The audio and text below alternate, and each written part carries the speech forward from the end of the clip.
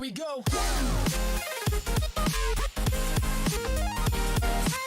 Hey everybody, Eric here again for another Carolina Autos video.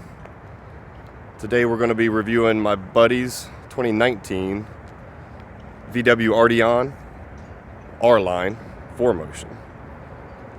So we'll do an exterior walk around, and then we'll kind of go over some of the features on the inside of the car, and then we'll go for a POV drive as usual.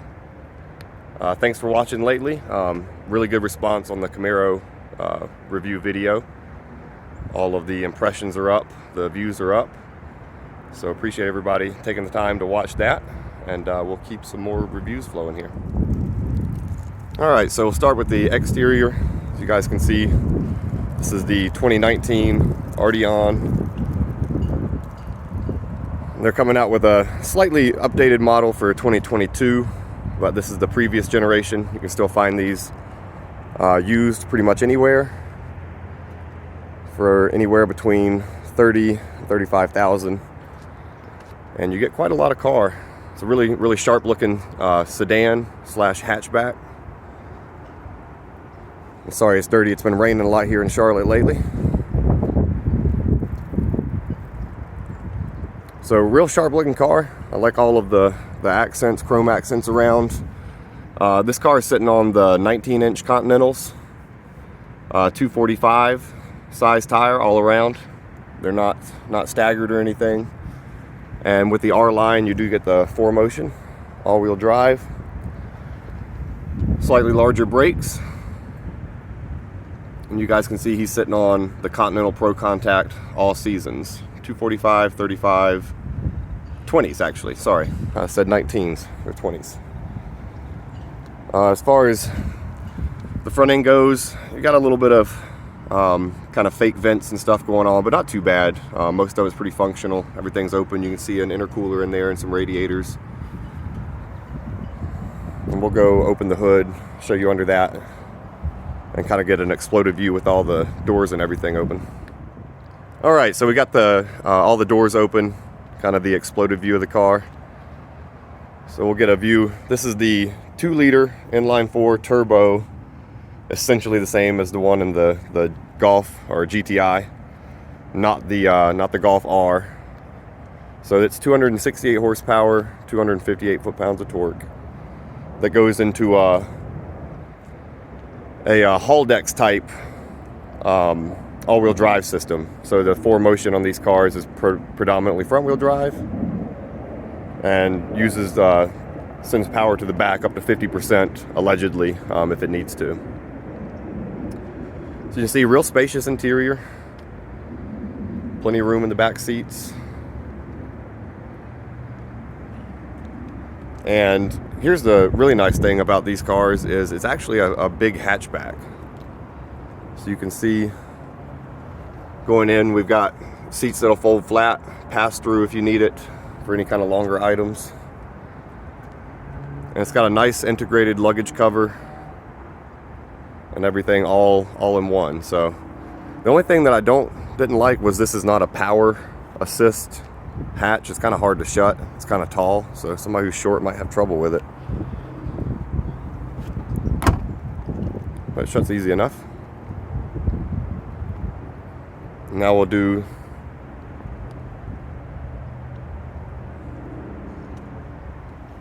a portion going through the interior features. Alright, so on the interior, just show you guys around the dash and everything. You see the nice steering wheel, kind of flat bottom design, leather wrapped. We got leather seats, got a nice kind of clock on the dash and everything. Good infotainment, all full digital gauges and everything. And then we've got our shifter for the 8-speed automatic. Parking brake is electric and everything. Down here, got your USB for your Android Auto or Apple CarPlay, and a 12-volt power. So pretty standard interior. This model is not the premium package. It doesn't have all the bells and whistles. So no blind spot monitoring or lane keep assist or anything like that. And let's start it up.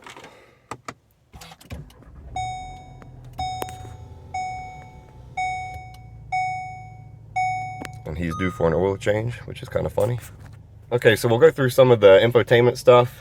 I've got it on the menu here, and this is a full touch design. You do have 2 selector dials here, a volume knob there. So it's nice to see an actual volume knob, but all the other buttons, there's no like haptic feedback, so it's kind of confusing to know if you actually selected something sometimes. But you can see there's going to be stuff about the car on here. You got all your apps for Android Auto, Apple CarPlay. It does have a VW navigation system. And then you got radio, media, and then obviously your phone controls. Good to see just regular climate dials. It's got dual zone climate. Pretty standard, pretty easy to understand there. And then on the dash, we've got a couple of different menu options. So we can see it's got a service message here, tire pressure monitoring on all 4 corners. The auto stop is on standby right now. It hasn't used it, I think because we're running the air conditioner. So just a couple of different things to cycle through on there. You got phone controls, audio controls, cruise control, and everything here on the wheel. And then we also have sunroof controls. So you can see we've got a pretty large sunroof up here. And the rearview mirror is self-dimming automatically. It does that for you. Power seats on the side with selections for 3 different, you can have 3 different presets. Does up and down and the back. So good room, good leg room in the front. You guys know I'm tall. And I don't even have the seat all the way back, so plenty of leg room there. And even in my driving position, somebody could sit behind me in the back seat. So we'll spin around and let you guys see that.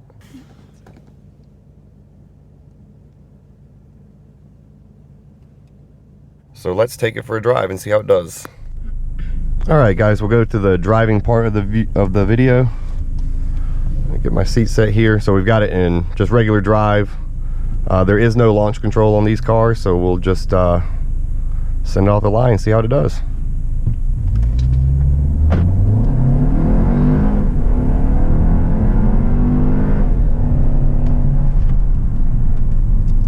Okay, up to about 50 there. You guys can see it real slow launch. I didn't brake boost or anything, but once the turbo kicked in, it really started to pull. Nothing quite like the Camaro, but that's not what this car is about. So we'll see how it does handling some of these corners up here. Just see how it feels. Pretty neutral handling car. The steering is super light, so it's kind of hard to tell exactly what the wheels are doing. But, sensed a little bit of understeer there when I first threw it in, but it kind of stabilized it out. And this is by no means a performance car. It's got good performance for what it is.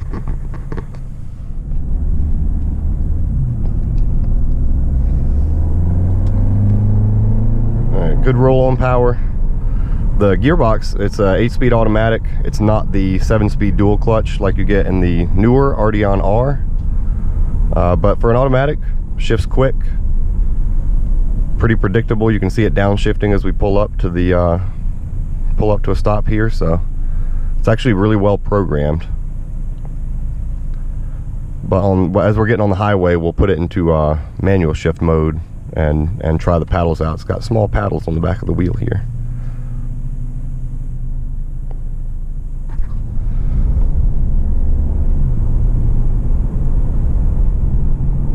And as you guys can see, there's really good visibility. Pretty thin pillars. The ones in my Camaro are much bigger, much less visibility. All the mirrors are in a good spot. It's just a very well-rounded, everyday driving car. So we'll try out the paddles. We'll put it in manual here. You can see it's in 8th gear. It actually shifts down pretty quick. It's not immediate, but it's also not a dual clutch or anything. And then roll-on power. It's got good torque. Brakes feel good. The pedal feels good under your foot. Pretty firm if you need to to get on it a little extra.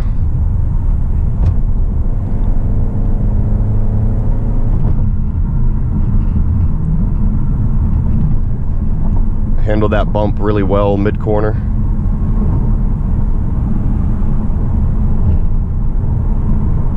It's just a very planted car. I mean, this car is about 4,000 pounds, so it's not a light car. But with that weight, you know, it does come with some sturdiness. Put it back into automatic.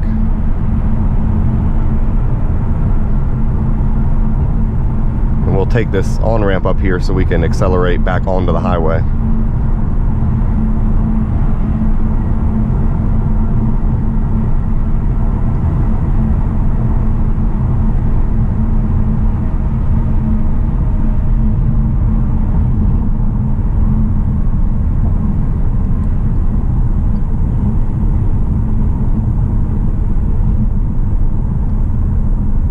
I actually want to get caught by the light here, so I want to slow down. I don't want to piss the people behind me off the...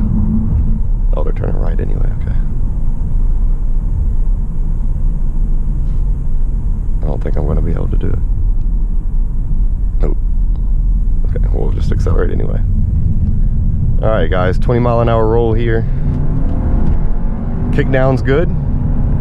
50, 60, 70, yep. Quick car for what it is. And that highway on-ramp is slightly downhill, so keep that in mind when you're looking at the acceleration. Oh, we do actually have blind spot monitors there on the side. I didn't notice that before. They figured out that Audi was next to us. So speaking of Audi, this sits at the top of the Volkswagen line, right under the Audi A3, or A4 if you wanted to have a comparable Audi. You're going to spend about $10,000 more than this on the base model. The premium package on this car is going to be real close in price to the entry-level Audi. So keep that in mind. This probably has a little bit more interior space, a little bit more usable hatch space, but the Audi is probably going to have a little bit more performance and a little bit more of a luxury feel in the interior. These plastics in here aren't cheap, but they're not, you know, they're not that expensive either. So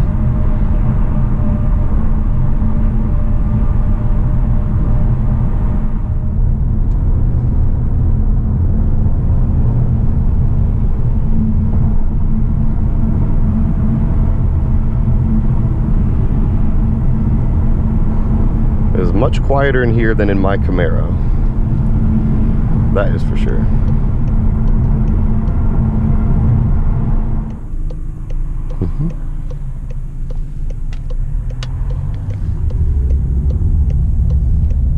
Okay, let's put the Arteon through its paces, some corners. See how it feels under acceleration. Really well balanced. There's a lot of body roll, but it's controlled. Suspension soaks up those bumps really well. You don't really feel much through the wheel. It's just very stable. So for this type of car, you know, this is not a car I would ever put on a racetrack or anything by any means, but you know, if you find yourself on a back road or a mountain pass, it's not going to step a foot wrong, that's for sure. Just feels very planted, very solid car. Suspension's really well damped. It's not bouncy. It is firm, but it's compliant. You can tell there's a lot of structure in the car. Very stiff chassis.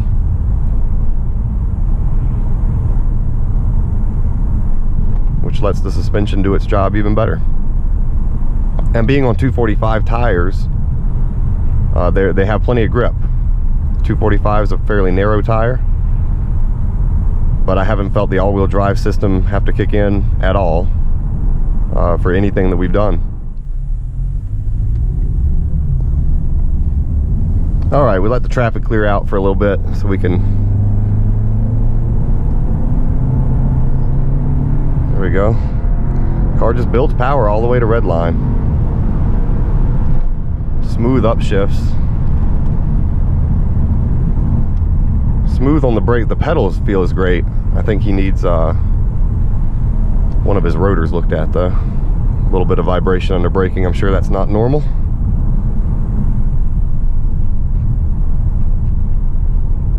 Let's put it in manual. Get us in the power band here. Yeah, car feels really good.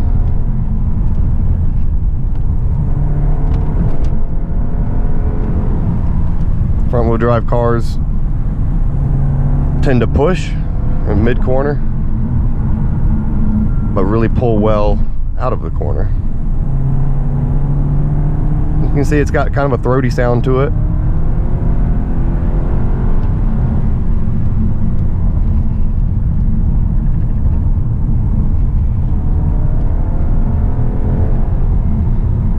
So yeah, just good linear power.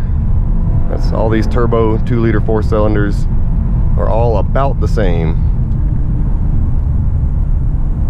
They lack a little bit in character, but they make up for it in linear performance.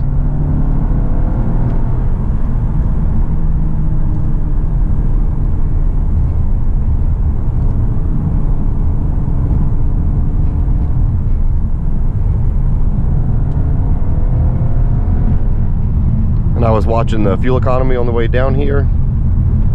This car will easily do 34, 35 on the highway, 25 or so around town, as long as you're not driving aggressively like we are now.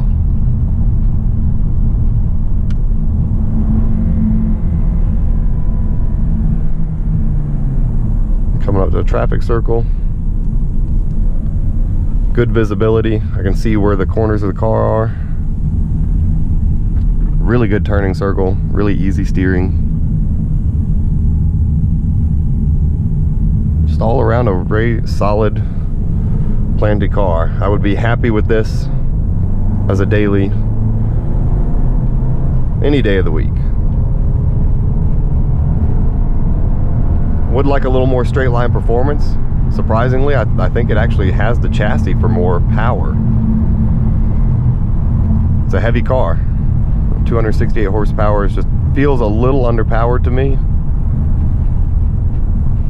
Take the car back through some of these corners. There has been a lot of traffic around today, so I'm not going to drive as fast as I normally would.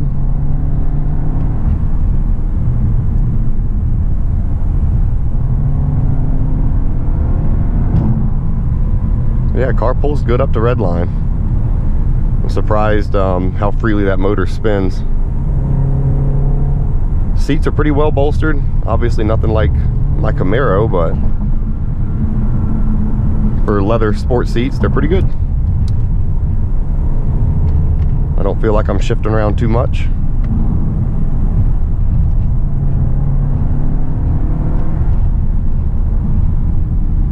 It's really easy to drive this car because the visibility is so good. I'm used to my Camaro, which obviously is horrendous visibility. But yeah, car drives good. I'm actually pretty surprised. Let's get it back in automatic. Slow it down. We did see a cop go by earlier, so don't want any surprises.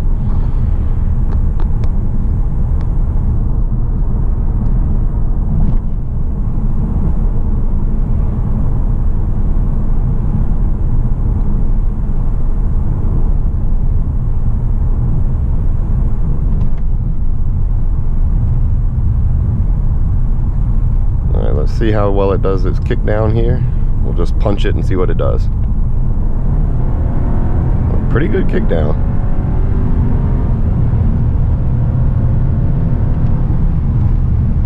It does start to run out of puff a little bit towards triple digits, but it's still pulling.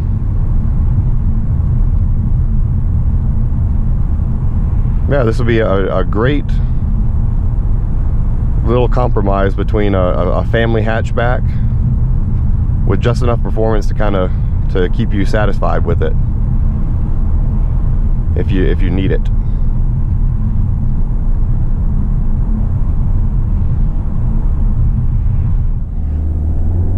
Alright, accelerating away from a light here.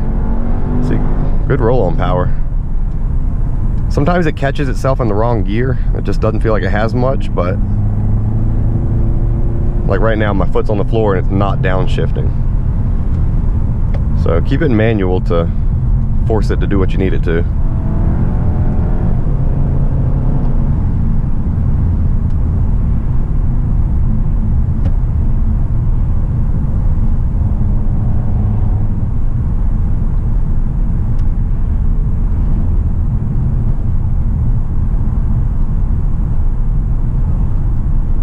Take it through a few more corners here.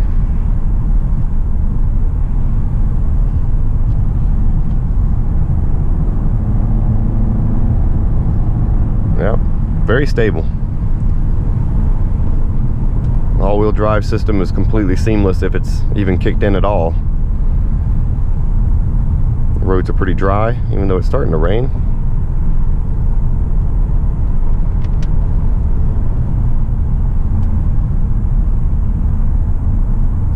So yeah, overall,